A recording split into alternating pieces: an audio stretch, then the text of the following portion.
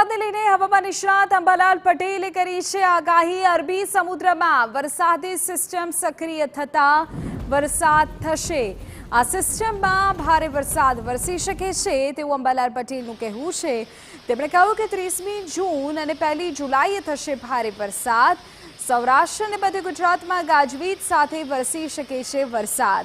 5મી જુલાઈમાં મધ્ય ગુજરાતના ભાગોમાં ભારેથી અતિ ભારે વરસાદ થશે। ઉત્તર ગુજરાતમાં ભારે વરસાદ થશે તેવું પણ તેમણે અનુમાન વ્યક્ત કર્યું છે। સાબરકાંઠા અને મહેસાણા સહિતના જિલ્લાઓમાં ભારે વરસાદની આગાહી છે।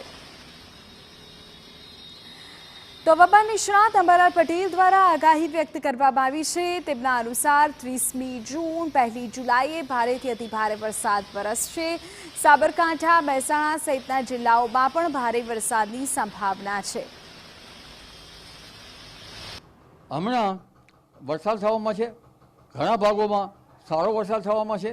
સૌરાષ્ટ્રના કેટલાક ભાગોમાં ભારે અતિ ભારે વરસાદ થવામાં છે, છતાં હજુ સૌરાષ્ટ્રના કેટલાક ભાગોમાં ઓછો વરસાદ છે, વાવણીલાયક વરસાદ નથી।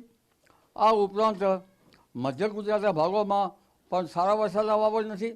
ઉત્તર ગુજરાતના કેટલાક ભાગોમાં ભારે વરસાદ થયો છે, પણ ઘણા ભાગોમાં હજુ વાવણીલાયક વરસાદ થવામાં નથી।